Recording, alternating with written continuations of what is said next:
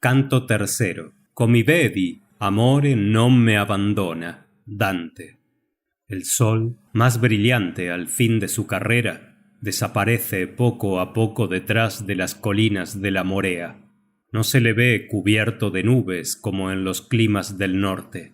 Nada oscurece el resplandor de sus fuegos. Uno de sus rayos cae sobre el mar silencioso y dora sus olas azuladas. La antigua roca de Egino y la isla de Hidra reciben su última sonrisa. Parece que se aleja con disgusto de estos países en donde se le ve brillar con todo su resplandor, sin embargo de que sus altares se encuentren destruidos. Las sombras resbalan rápidamente desde las alturas sobre tu golfo glorioso, temible Salamina. Las cumbres azuladas de los montes están coronadas de un hermoso color purpúreo que le dan los rayos expirantes del astro del día, hasta que finalmente, extendiéndose sobre la tierra y sobre los mares el velo de las sombras, se oculta enteramente detrás de la roca de Delfos. Al acercarse una noche semejante, fue cuando el sol arrojó sus más pálidos rayos sobre Atenas, y cuando pereció el más virtuoso de los hombres. Con qué pena veían sus amigos la declinación de un día que debía ser el último del sabio que se hallaba condenado a muerte. Esperad, les dice, el sol luce todavía sobre las colinas. La estimable hora de nuestros adioses aún no se ha pasado. El astro luminoso entristece los ojos que la muerte va a cerrar, y los colores risueños de las montañas no tienen para ellos nada de sombrío. Parece que Febo esparce oscuros rayos sobre una tierra que hasta ahora no ha conocido sino su amable sonrisa. Pero antes de haberse eclipsado detrás del monte Citerón, la copa fatal ya se hallaba vacía. El alma de aquel que ha despreciado la huida y el temor, de aquel que entre los héroes paganos ha vivido y acabado como pocos mortales de su misma religión, se exhala. Pero ya desde las cumbres del Himeto hasta la llanura, la reina de las noches empieza su silencioso reinado. Su frente de plata se halla descubierta, y su disco luminoso no se encuentra rodeado de ninguna nube, triste presagio de las tempestades. Sus rayos van a romperse sobre las cornisas de las blancas columnas y comunican su brillante resplandor al emblema de la diosa colocada sobre la flecha del minarete. Los bosques de olivos extendidos a lo lejos, las aguas escasas y pacíficas del Céfiso, el ciprés que se eleva tristemente alrededor de las mezquitas sagradas, los hermosos kiosques de 1000 diferentes colores y el sombrío follaje del palmero solitario cerca del templo de Teseo. Todos estos objetos variados encantan la vista, y sería muy poco sensible el mortal que los mirase con indiferencia. Más lejos, el mar Egeo ha calmado su seno irritado y desenvuelto majestuosamente sus olas de zafiros y de oro, mientras que las islas que se elevan en medio de las olas corren a lo lejos la cortina de sus sombras, cuyo severo aspecto contrasta con la hermosura del océano. Ya es tiempo de volver al objeto de mis cantos. Pero, oh Atenas, ¿quién puede ver los mares que bañan tus costas y no olvidar la musa que la inspira? Es la magia de tu nombre tan superior a toda otra memoria. ¿Quién puede admirar bastantemente el cuadro que ofrece tu antigua ciudad? No será seguramente aquel cuyo corazón no conoce tiempo ni distancia, y que un encanto irresistible conduce siempre en medio del grupo de las Cícladas. Este homenaje no es extraño a mis acentos. Tú eras antes la señora de la isla de mi corsario. Ojalá que libre algún día puedas darle todavía tus leyes.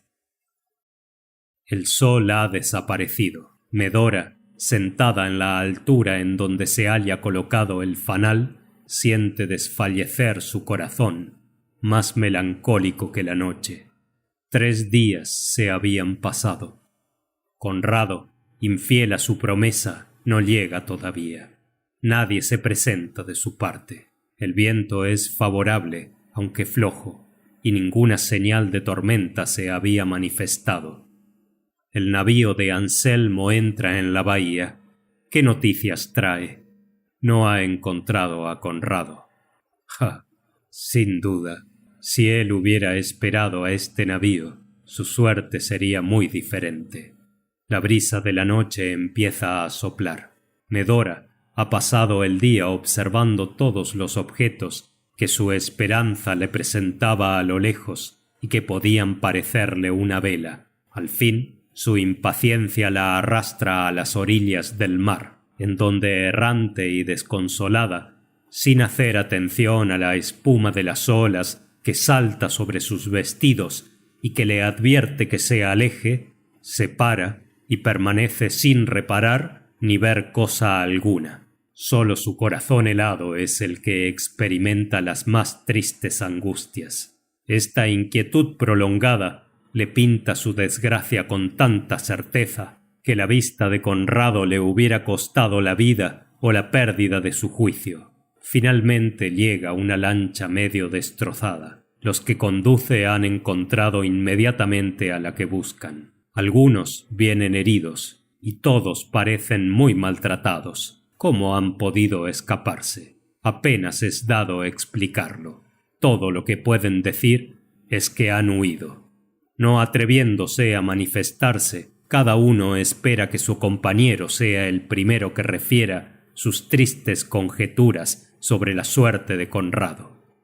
Quizás hubieran dicho alguna cosa, pero temían que Medora no la oyese. Elia lo comprende, pero no tiembla ni desfallece bajo el peso del dolor.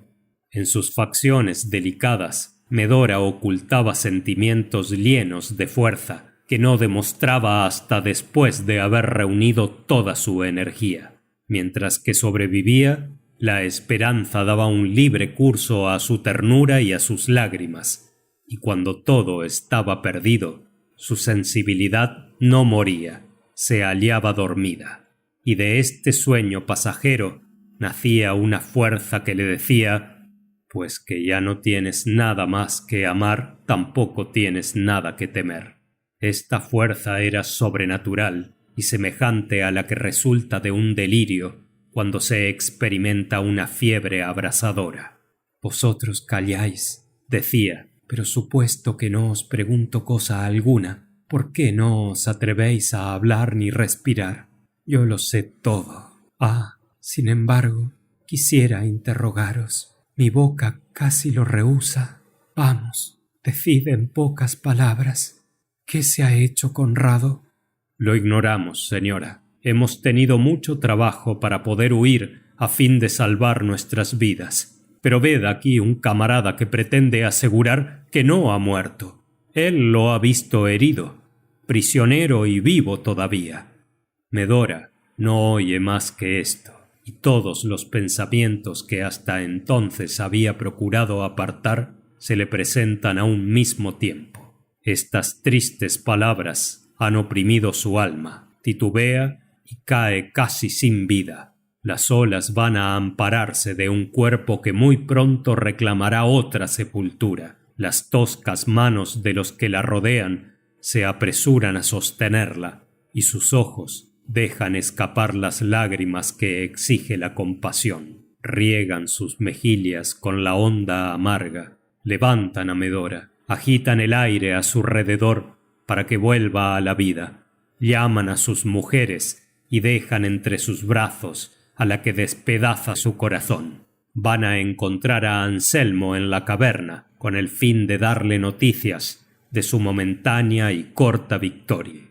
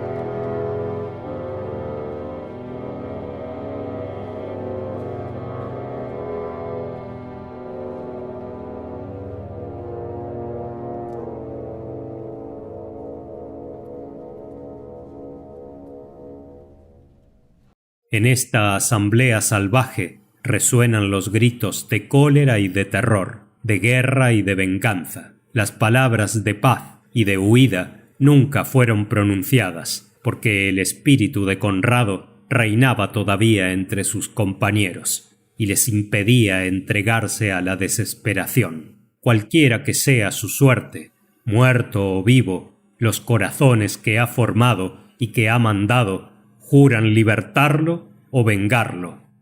Desgraciados enemigos, aún hay un pequeño número de valientes que le son adictos y cuya audacia igualará a su valor. En la habitación secreta del harén, Seide sueña el suplicio de su prisionero. Sus pensamientos, divididos entre el amor y el odio, se ocupan de Gulnara y de Conrado. La hermosa esclava se halla a sus pies, espiando el momento favorable en que su frente manifieste alguna serenidad. Sus ojos negros procuran atraerlos de Seide con el fin de enternecerlo, pero el bajá finge recorrer atentamente las cuentas de su rosario, mientras que ocupan toda la atención de su alma los tormentos de su víctima. Ilustre bajá, dice finalmente Gulnara, la fortuna se complace en favorecerte, la victoria se ha fijado sobre tu penacho, Conrado se halla preso y los corsarios ya no existen.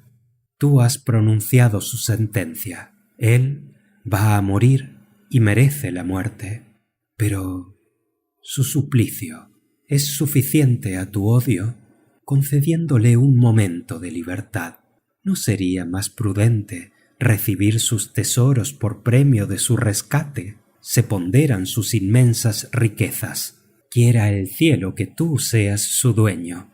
Mientras tanto, Conrado, abatido, debilitado de resultas de este fatal combate, vigilado y seguido por todas partes, será una presa fácil. Pero si muere, el resto de sus compañeros embarcará el botín para buscar un asilo en otro clima. Gulnara, si por cada gota de su sangre me ofreciesen un diamante de más valor que el de Constantinopla, si por cada uno de sus cabellos me ofreciesen una mina de oro aún virgen, si todos los tesoros que ponderan nuestros cuentos árabes se pusiesen a mi vista, todas estas riquezas no podrían rescatar al corsario. Su suplicio no se retardaría una hora si yo no supiese que se halla en mi poder cargado de cadenas, y si en mi sed de venganza no tratase de imaginar los tormentos más largos y más crueles. Tú tienes razón, Seide. Yo no me propongo contener tu ira. Es demasiado justa para que dé oídos a la piedad. Mi idea era solamente el verte adquirir las riquezas de nuestro enemigo, y enseguida después de rescatado, privado de la mitad de su ropa y de sus recursos, caería en tus manos luego que quisieras. Cuando yo quisiera, y dejaré escapar a un malvado por un solo día, cuando está ya bajo mis hierros, yo daré libertad a mi enemigo. ¿Y por intercesión de quién? Por la tuya, hermosa suplicante. Mira el reconocimiento que te inspira un momento de humanidad al que deben la vida mis mujeres. Sin duda, él ignoraba el precio de lo que conservaba. Merece también mis elogios y mis gracias. Pero escucha un consejo que quiero darte. Yo desconfío de ti, mujer pérfida. Cada una de tus palabras confirma las sospechas que tengo. Cuando los brazos del corsario te sacaron de en medio de las llamas, ¿era contra tu gusto el huir con él del serrallo? No tienes necesidad de responderme. Los colores que se manifiestan en tu rostro hacen traición a tu corazón culpable. ¿Y bien, hermosura hechicera? Ten cuidado de ti misma. No es tan solo la vida de Conrado la que debe interesarte. Aún añadiré una palabra, y no hablaré más del particular. Maldito sea el instante en que te salvó del incendio. Mejor hubiera sido para ti. Pero no. Entonces yo hubiera llorado tu muerte, con el dolor de un amante. Y en este momento es tu señor el que habla. ¿Ignoras, pérfida, que sé cómo puede impedírsete la huida? No es con amenazas del modo que castigo a los que me ultrajan. Vive con cuidado y teme el castigo de la falsedad. Seide se levanta y se aleja a pasos lentos, no dejando de dirigir sus miradas amenazantes y terribles. Esta mujer intrépida no se conmueve. Un rostro irritado no le presenta nada que le espante, y las amenazas no son suficientes para subyugarla. Seide conocía muy poco lo que podía el amor sobre su corazón tierno, y hasta qué grado podía llevar la audacia animada por el resentimiento. Las sospechas del Bajá parece que la ofenden, y él ignoraba todavía las profundas raíces que había echado en su corazón un sentimiento del que nace la compasión. Ella era esclava, y un cautivo tiene derechos para interesar a todos los que se hallan privados de la libertad. Sin hacer atención a la turbación que la agita, se apresura a exponerse de nuevo a la cólera del Bajá y consigue calmarlo cuando finalmente experimentó en su alma aquel desorden de ideas que es el manantial de las desgracias de la mujer.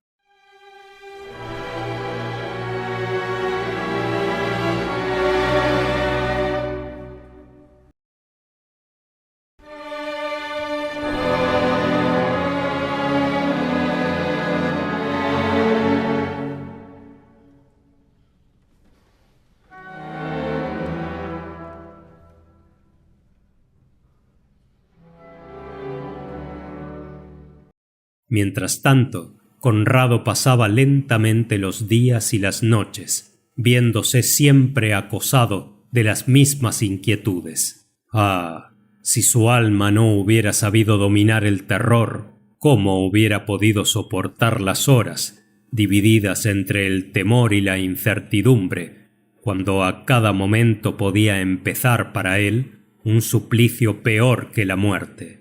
Cuando todos los pasos que repetía el eco de su prisión podían ser los de los verdugos que iban a conducirlo al palo, y cada voz que oía la última que hiriese sus oídos. Su alma altiva, a pesar de los dolores que la oprimían, había perdido toda su energía, pero todavía sabía soportar el conflicto de pensamientos más temible que los combates en que Conrado se ha hallado. El calor de la acción y el estrago de las tempestades no dejaban debilitar ninguna idea, pero el verse cargado de hierros en un calabozo solitario, tener siempre presentes 1000 memorias que despedazan el alma, escudriñar los secretos del corazón, reprenderse las faltas irreparables y ver acercarse el inevitable porvenir, contar las horas que todavía nos separan de la muerte, sin tener un amigo que nos grite «valor», o a quien podamos decir cuán poco sentimiento nos costará la pérdida de la vida, verse rodeado de enemigos, siempre dispuestos a calumniar y a manchar los últimos instantes de nuestra existencia, verse amenazado de los tormentos que el alma se siente muy capaz de despreciar, pero que quizás, superiores a las fuerzas del cuerpo, nos hacen temer que un grito escapado al dolor no arranque al valor la última gloria que le queda, la de saber sufrir, dejar esta vida sin poderse lisonjear de conseguir la del cielo, que no está concedida sino a los elegidos, pero sobre todo verse desposeer de una dicha más cierta que la de un paraíso dudoso, una tierna amiga que nos hizo un Edén de la tierra. Ved los pensamientos que atormentaban el cautivo. Estas eran sus angustias, mucho más espantosas que ningún dolor mortal. Tal era el destino de Conrado. ¿Cómo lo soporta? ¿Qué importa? Supuesto que lo resiste todavía.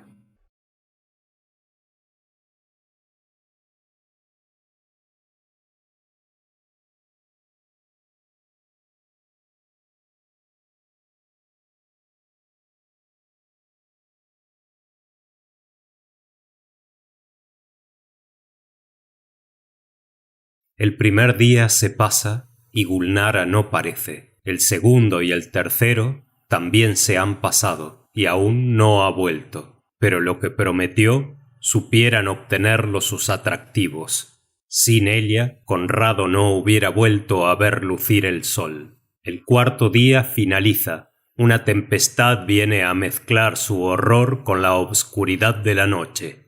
Con qué atención escucha Conrado el choque ruidoso de las olas que hasta entonces nunca había interrumpido su sueño. Su imaginación agreste se extravía, inspirada por el elemento que amaba. Cuántas veces ha volado sobre el lomo de las olas rápidas, cuánto gustaba de su agitación que hacía más pronta su carrera. Ahora el bramido del océano es para él una voz muy conocida que le advierte en vano que no se halla separado sino por una corta distancia. El viento hacía oír largos silbidos y la bóveda del calabozo resonaba con el ruido de los truenos. Al través de las barras de hierro brillaban los relámpagos, cuya luz alegra más a Conrado que la del astro de las noches. Arrastra sus pesadas cadenas para atraer el rayo y levantando sus brazos cargados de hierro ruega al cielo que por efecto de su piedad envíe uno que le aniquile. El metal que le encadena y sus votos impíos llaman igualmente al rayo. La tempestad pasa, desdeña su súplica, y Conrado gime como si un amigo infiel hubiere despreciado sus ruegos. Las 12 de la noche habían dado. Unas pisadas ligeras se acercan a su puerta maciza y se paran. Conrado oye sonar el cerrojo estrepitoso y volver la llave con sonido triste. Su corazón lo ha adivinado. Es la hermosa Gulnara, que para él es un ángel protector tan hermoso como un prisionero pinta a la esperanza. Sin embargo, está algo mudada desde la primera vez que vino. La palidez reina sobre sus miembros. Fija sobre Conrado una vista inquieta y afligida que hubiera dicho a falta de sus labios: es necesario morir. Sí, morir. Un solo medio puede salvarte, el único y el más terrible, pero aún lo es más el tormento. Gulnara, yo no busco ningún medio, lo he dicho. Y lo repito, Conrado es siempre el mismo. ¿Para qué querer salvar la vida de un proscripto y arrancarlo del suplicio que le espera y que ha merecido justamente? Sí, y quizás no soy el solo. Yo he merecido muy bien la venganza que prepara Seide. ¿Por qué? ¿Tú quieres saber por qué? ¿No has libertado tú a Gulnara de una suerte peor que la esclavitud? ¿Por qué? La desgracia te ha cerrado los ojos sobre los tiernos proyectos de una mujer. Lo confesaré, sin embargo, que mi sexo deba ocultar lo que yo siento. A pesar de tus crímenes, mi corazón se halla conmovido a tu favor.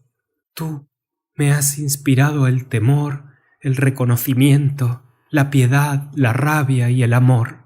No me respondas nada, no me digas más que amas a otra y que es en vano que yo te ame.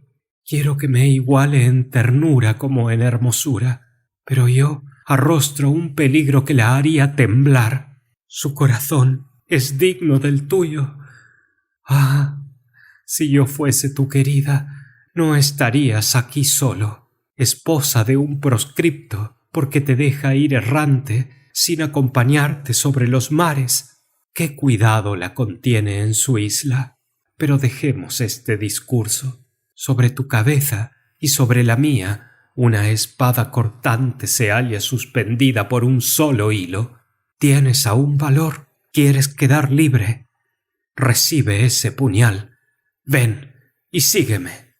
Seguirte. ¿Y mis cadenas? Cargado con un adorno semejante, podré atravesar sin hacer ruido por entre los guardias medio dormidos. ¿Has olvidado esto? ¿Es este el equipaje de un hombre que quiere huir? Este puñal es un arma bien temible en el combate. Hombre desconfiado. Los guardias, siempre dispuestos a rebelarse por el atractivo del oro, están ganados, y una sola palabra que salga de mi boca hará caer tus cadenas. Sin ninguna ayuda me encontraría a tu lado. Después que vine a verte, aproveché el tiempo, y si me he hecho culpable, es por ti. Culpable. Puede ser un delito el castigar a Seide. Este tirano detestable debe morir. Te veo estremecer, mas mi alma está muy cambiada. Se le ha prodigado el ultraje y el desprecio, pero será vengada. Se la ha creído capaz de una traición que hasta ahora no había imaginado. ¡Ah! Demasiado fiel, aunque sumergida en una amarga esclavitud. Tú te sonríes, pero puedes creerlo. Seide no tenía ningún motivo para quejarse. Entonces yo no era pérfida, y tú no me inspirabas tanto amor. Pero Seide lo ha sospechado, y los celos, esos tiranos que atormentándonos sin cesar nos inspiran la traición, merecen muy bien el castigo que predicen sus enojos. Jamás he amado al Bajá. Él me ha comprado, quizás un poco cara, porque mi corazón no pudo serle vendido. Yo era una esclava humilde. Él dice que yo hubiera huido contigo de buena gana. Miente, tú lo sabes. Pero desgraciados los que son profetas como él. Sus injurias realizan las predicciones. ¿Crees tú que ha sido por mis súplicas por lo que ha diferido tu suplicio? No, esta gracia pasajera le da tiempo para preparar los más horribles tormentos para ti. Y para Gulnara, una desesperación más cruel. Mi vida también se ha visto amenazada, pero su loca pasión ha retardado la venganza. Esperará a que mis atractivos dejen de agradarle. Entonces se abrirá para mí el saco fatal y seré sepultada en las aguas. Permitiré, pues, a su capricho que me trate como un juguete que arroja un niño, porque ya he perdido la hermosura. Yo te he visto, te amo y te lo debo todo. Quiero salvarte, aunque no sea sino para probarte lo que puede el reconocimiento de una esclava. Los juramentos que pronuncia el Bajá cuando está dominado por la cólera se hallan exactamente cumplidos, pero aunque él no hubiera amenazado mi vida y mi honor, yo te hubiera libertado, sin atentar a la vida de Seide. Es cierto, aquí me tienes, toda tuya, dispuesta a todo. Tú no me amas, tú no conoces a Gulnara, quizás tú la odias. El amor y el odio me eran igualmente desconocidos. Que tú no puedas conocerme. Tú no resistirías con temor al fuego que arde en un corazón nacido en estos climas. Este fuego es el fanal que te salva del naufragio y te hace ver en el puerto la lancha que debe favorecerte. Pero el tirano duerme en uno de los cuartos que vamos a atravesar. Su sueño debe ser eterno. Gulnara, hasta este momento jamás había conocido mi despreciable fortuna. Seide es mi enemigo, y él nos hubiera destruido a todos sin piedad, declarándonos la guerra. Yo me puse sobre mi navío para cruzar mi alfanje con el suyo. Esta es mi arma, y no el pérfido puñal. El que respeta la vida de una mujer, respeta también al enemigo que duerme. Cuando te liberté de las llamas experimenté un gozo inexplicable. No me dejes, pues, creer que mi humanidad se ejerció sobre un objeto que no era digno de ella. Adiós, pues. Tranquiliza tu corazón. La noche se pasa. Es la última concedida a mi reposo sobre la tierra. Está bien. Descansa, desgraciado. El sol saliente verá empezar tus tormentos y palpitar tus miembros sobre el palo que te espera. Yo he oído dar las órdenes y he visto preparar tu suplicio, pero no asistiré. Tú quieres morir, moriré contigo. Mi vida, mi amor, mi odio y todo lo que me une a la tierra depende de un solo golpe, y sin verificarlo, la huida es inútil. ¿Cómo podrán evitarse las persecuciones de Seide? Además, olvidaré mis injurias, mi juventud desgraciada, los muchos años consumidos en el llanto. Mi venganza forma nuestra seguridad, pero supuesto que el puñal no es un arma digna de tu mano, probaré la de una mujer. Los guardias están ganados. Dentro de un momento, Conrado, estamos salvos o perdidos. Si mi débil brazo me hace traición, la aurora dejará ver tu suplicio y mis funerales.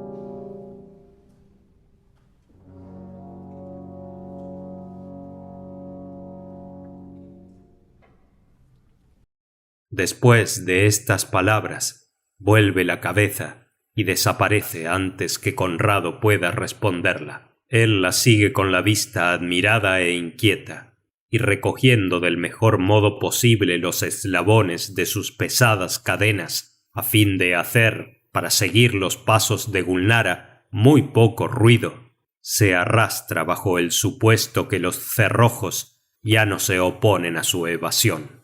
La oscuridad y las revueltas de un paraje desconocido le detienen. No encuentra guardias ni lámparas, y de repente un sombrío resplandor hiere su vista. ¿Se acercará? ¿Huirá de esta claridad que apenas distingue? La casualidad guía sus pasos. Su frente recibe la impresión de una frescura repentina que parece la de la mañana, porque había llegado a una galería descubierta. El cielo ofrece todavía a su vista la última estrella de la noche. Conrado no hace atención. Otra claridad en un cuarto solitario es la que atrae su vista. Una puerta entreabierta le permite ver una lámpara y no otra cosa. Alguno se acerca con paso precipitado. Se detiene, se vuelve, se detiene todavía. Finalmente es Gulnara, sin puñal en su mano y sin ningún indicio del crimen. Bendito sea, dice, ese corazón restituido a la tranquilidad. No ha podido dar el golpe. La observa de nuevo y su vista admirada parece herida de terror a los repentinos rayos del día.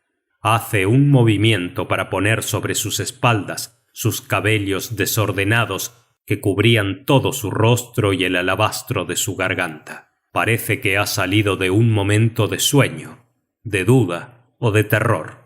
Conrado se acerca. La mano de Gulnara, demasiado apresurada, ha olvidado el quitarse una pequeña mancha que tenía en su frente.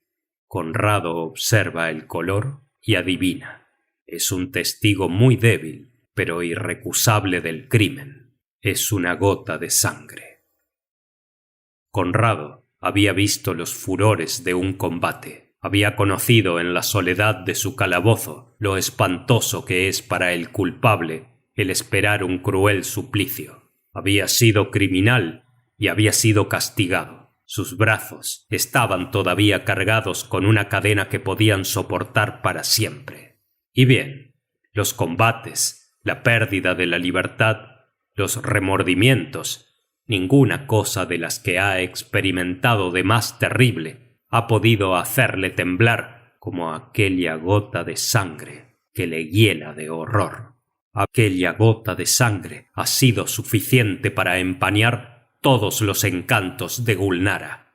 Conrado ha visto correr la sangre y puede verla derramar todavía sin conmoverse, pero es en el calor de una batalla y por la mano de los hombres. Esto es hecho, dijo Gulnara. Él iba a despertarse y ha perecido. Esto es hecho.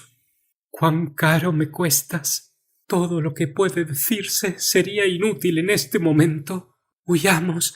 La barca nos espera y el día aparece. Los que he seducido están a mis órdenes y vendrán a reunirse con el resto de tu tropa. Mi voz hará la apología de mi brazo cuando rememos lejos de esta costa aborrecida. Da unas palmadas. A esta señal, los que han jurado obedecerla, griegos o moros, acuden a la galería y se detienen delante de Gulnara. Conrado queda despojado de sus cadenas. Vedle ya libre como el viento de las montañas, pero le oprime una tristeza tan grande que parece que el peso de sus hierros se había pasado sobre su corazón. Se guarda un profundo silencio. A una señal de Gulnara se abre una puerta que conduce a la playa por una salida secreta. Se alejan de la ciudad y se apresuran para llegar sobre la arena a donde vienen a espirar sucesivamente las olas. Conrado se deja guiar. Dócil a la voluntad de Gulnara, se manifestaba como indiferente a verse salvo o vendido, y toda resistencia le parecía tan inútil como si Seide viviese todavía para saciar su venganza por medio de su suplicio. Se embarca. Las velas se desplegan al soplo de un viento favorable. Cuántas memorias diversas se ofrecen al pensamiento de Conrado. Permanece absorto en sus meditaciones hasta el paraje en que se avanza como un gigante, la roca a cuyo abrigo había echado el ancla. Después de esta funesta noche, algunos días habían sido para él lo mismo que un siglo de terror, de penas y de crímenes. En el momento en que la sombra de la roca cubrió el palo de la barca, Conrado se cubrió la cabeza y experimentó un amargo dolor. Se acordó de Gonzalves y de sus compañeros, de su triunfo pasajero y de su cruel derrota. También se acuerda de su amiga abandonada y al volver los ojos ve a su lado a la homicida Gulnara. Elia observaba las facciones de su rostro y no puede soportar el aspecto frío que la desdeñaba. Las lágrimas tardías vinieron a desterrar de sus ojos una mirada sombría y feroz que no le era natural. Se arrodilla delante de Conrado y le aprieta la mano. Alá me confundiría con su ira, y tú aún deberías perdonarme, dijo. Sin este negro atentado, ¿qué te sucedería? Lléname de reconvenciones, pero dígnate por el momento concederme alguna indulgencia. Yo no soy lo que parezco. Esta noche de terror ha extraviado mi razón. Modera tu alma irritada. Si yo no hubiera amado nunca, hubiera sido menos criminal, pero aunque tú no lo hubieras querido, no hubieras vivido para odiarme. Gulnara no se ha hecho cargo del pensamiento de Conrado. Él se acusa a sí mismo más bien que a ella, y siente en su corazón el haber sido la causa involuntaria de sus desgracias, pero un silencio profundo y sombrío atestigua solamente las penas secretas que le atormentan. Mientras tanto, el viento es favorable. La mar no está agitada, y las olas azuladas borbotean delante de la proa del pequeño navío. Sobre el horizonte se distingue a lo lejos un punto. Muy pronto es un palo, una vela y un navío armado. Los hombres que están de guardia se dejan ver sobre la cubierta, y una vela más ancha que se redondea al impulso del viento hace su curso más rápido. Se acerca con majestad y sus costados imponen terror. Un relámpago repentino hiere la vista. Una bala pasa sobre la barca y resbala silbando sobre las olas. Conrado vuelve en sí de repente. Un gozo que había mucho tiempo que desconocía brilla en sus ojos. Lo reconozco, exclama. Ved mi pabellón rojo. Vamos, aún tengo amigos sobre el océano. Los piratas reconocen la señal de su jefe y le saludan con sus aclamaciones. Al momento, el bote está en el mar y las velas se hallan amainadas. ¡Es Conrado! ¡Es Conrado!, repiten. Las órdenes que se daban no podían reprimir su alegría, y con gozo y orgullo le ven subir otra vez sobre el puente del navío. Una sonrisa suavizó sus fisonomías agrestes, y sus brazos apenas podían resistir el deseo de abrazarlo. En cuanto a Conrado, medio olvidado de sus peligros y de su derrota, corresponde según debe hacerlo un jefe. Al modo como fue acogido, aprieta la mano a Anselmo y conoce que aún puede mandar y vencer. Luego que pasaron los primeros momentos de alegría, un disgusto aflige a los corsarios, y es el de conducir a Conrado sin haberse servido de sus armas. Dieron la vela jurando el vengarlo, y si hubiesen sabido que la mano de una mujer les había quitado la gloria de reconquistar a su jefe, menos escrupulosos que él la hubieran proclamado su reina. Se comunican a voz baja su sorpresa y su admiración con el gesto risueño de la curiosidad, y miran muy atentamente a Gulnara. Esta mujer, superior e inferior a su sexo, se manifiesta turbada de sus miradas, sin embargo que la sangre no la había espantado.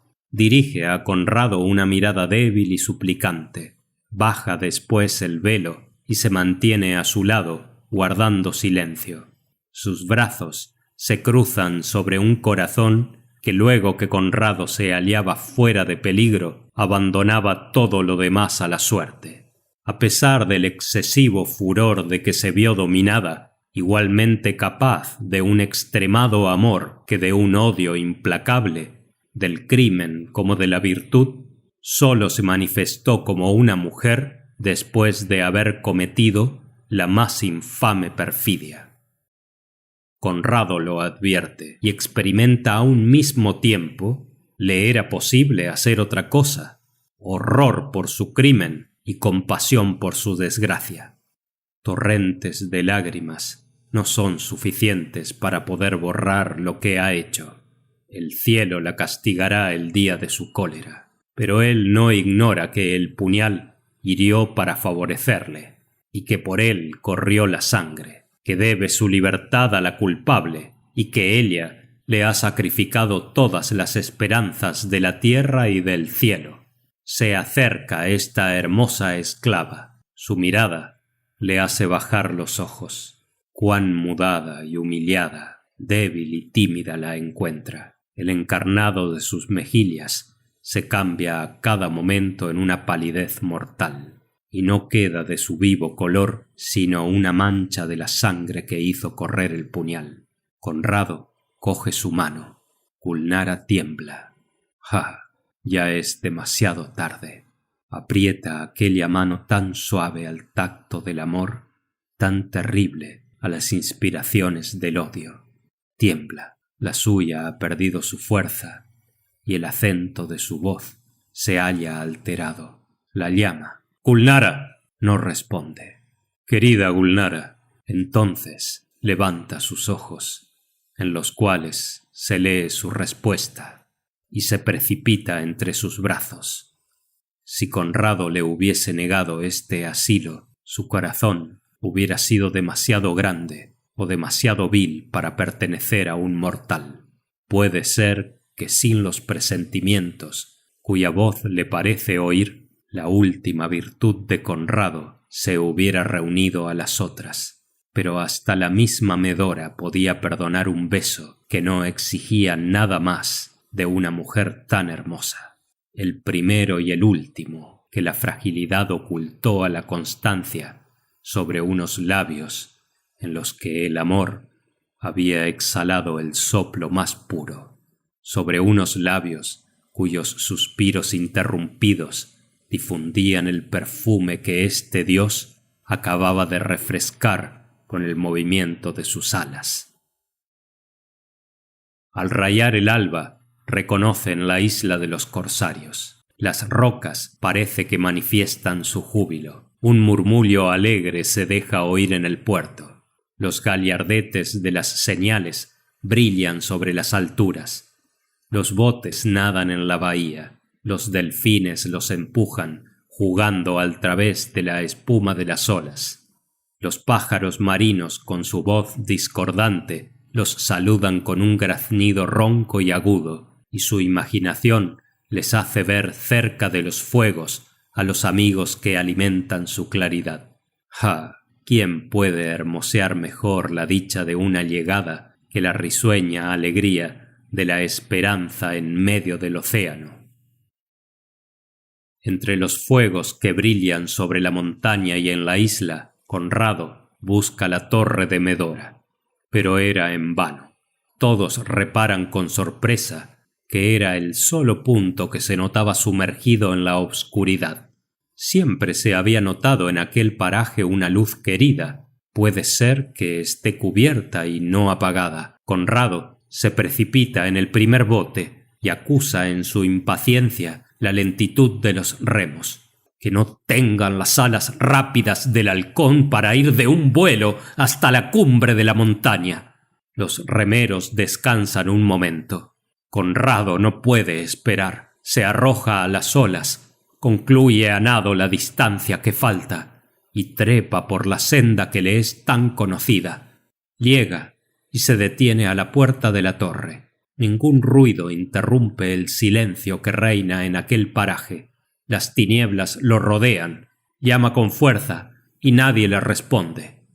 Ningún paso anuncia que se le haya oído y que se le crea tan cerca. Vuelve a llamar, pero débilmente. Su mano trémula se niega a auxiliar al deseo de su corazón. Abren. Es una persona conocida, pero no aquella que él anhela estrechar entre sus brazos. No le habla una palabra. Él mismo reconoce 2 veces que sus preguntas expiran en sus labios. Coge el candelero que se escapa de su mano y la luz se apaga al caer.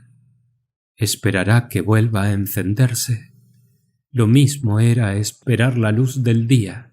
La claridad vacilante de otra luz arroja algunos rayos en diferentes puntos del corredor, se precipita en el cuarto, ve lo que no puede creer y que no obstante había presentido. Conrado queda inmóvil y mudo. Sus tristes miradas se fijan sobre la que amaba. Cuesta mucho al dolor el alejarse del objeto que causa sus penas, y no se atreve a confesar que es inútil contemplarlas.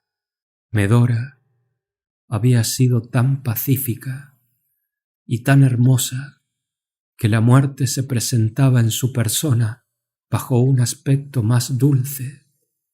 Sus manos frías tenían unas flores que parecía que aún las estaba apretando, lo mismo que si fingiera hallarse dormida.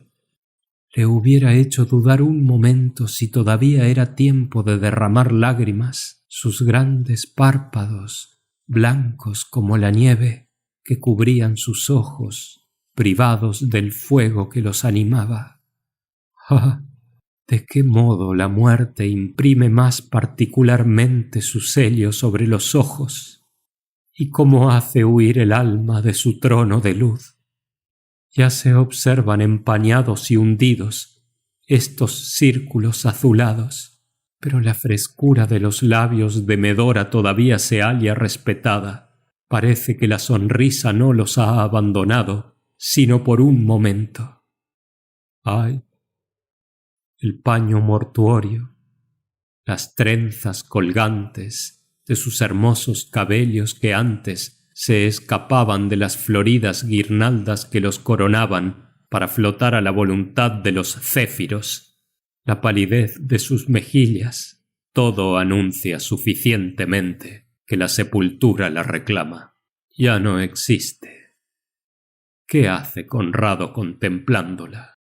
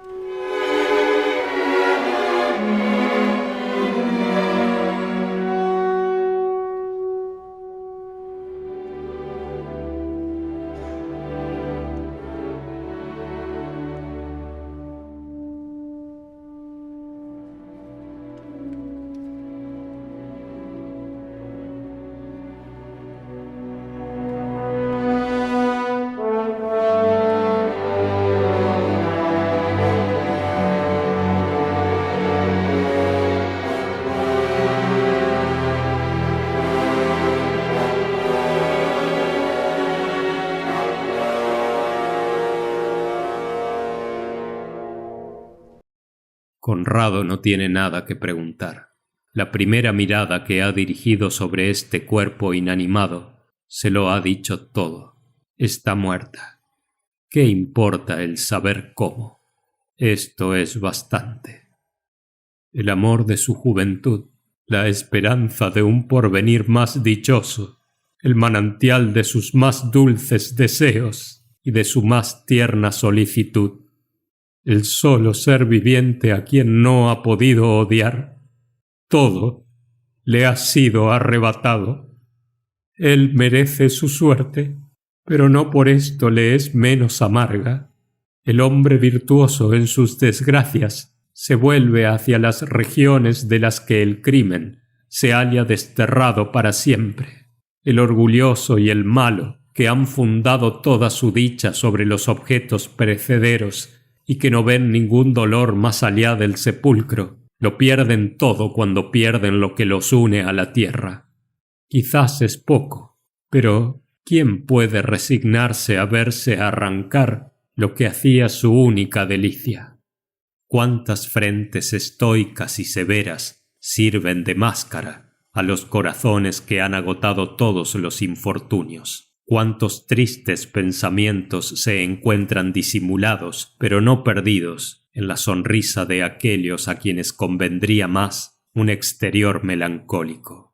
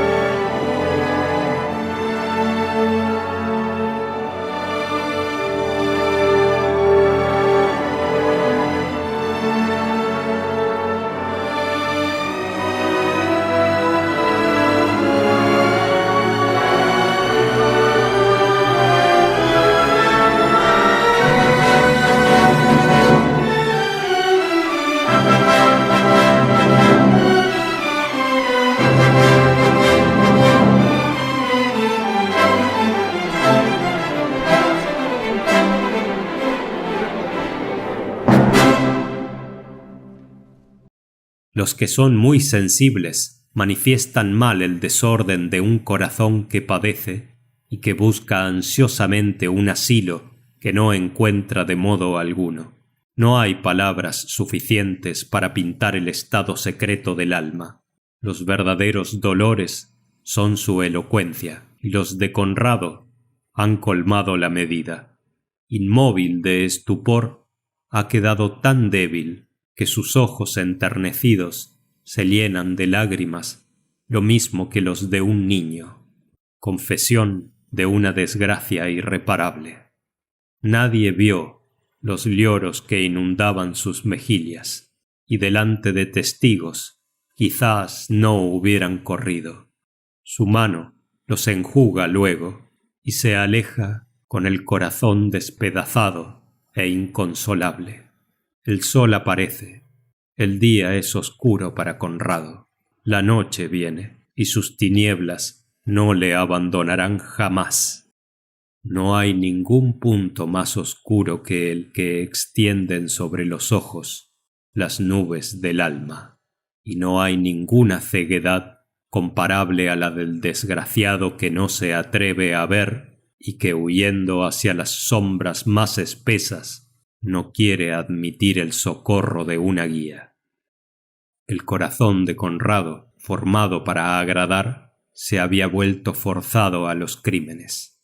Vendido desde muy temprano y engañado durante mucho tiempo, sus más puros sentimientos habían experimentado lo que sucede al agua, que se endurece como la caverna en donde cae gota a gota, menos clara quizás, después de haber atravesado el filtro de la tierra, pero al fin helada y petrificada.